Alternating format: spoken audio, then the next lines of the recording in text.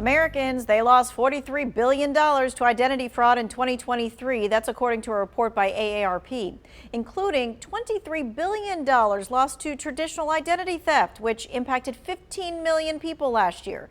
2 Wants to Know is focused on ways to protect you and your family. It's not a matter of if, but when your identity will be stolen. It can be something small, like a charge on your credit card that you didn't make, or it can be something really big, like finding out you have a loan for a car that you never bought. Either way, you should be taking action to help prevent more fraud issues. Once your information is out there, and let's face it, it's a matter of when and no longer if. It's a matter of when you're compromised. If you can take your time to freeze your credit, do the annual credit report, see what's on there.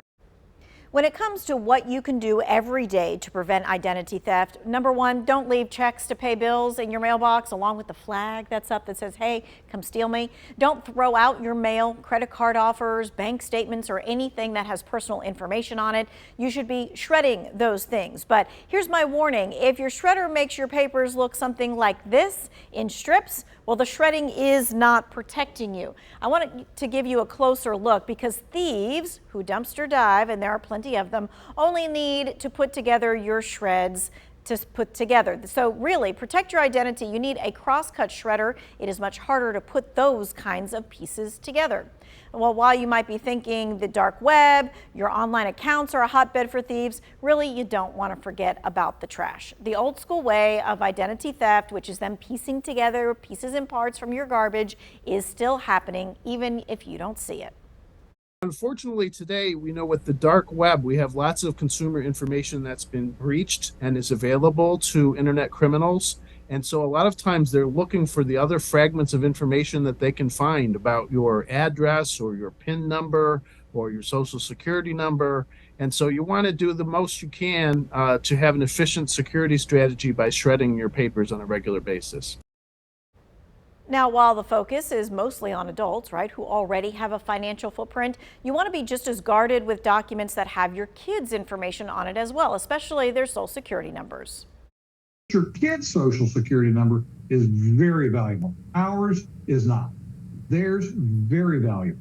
Your trashed information is considered treasure, but identity thieves really cash in when they get info on kids. And typically what will happen is the number will be stolen from a child, a young child. That person is a lot less likely to check credit reports or to have other people checking their credit reports. It's not a new form of fraud, but it's growing, and it's growing because it's easier to do than it used to be. To protect your child, you need to freeze their credit just like you freeze your own. It's free for everyone. Adults, you can still use your debit and your credit cards, but it keeps the bad guys from opening up accounts and using your credit or your child's. Now, to freeze your credit or your child's, you simply go to the 3 credit bureaus, Experian, Equifax, and TransUnion. You should put a freeze on each for the best protection. Hey, and while you're at it, you, the adult, you should be checking your credit report a couple of times a year. It's free, and it doesn't hurt your credit score.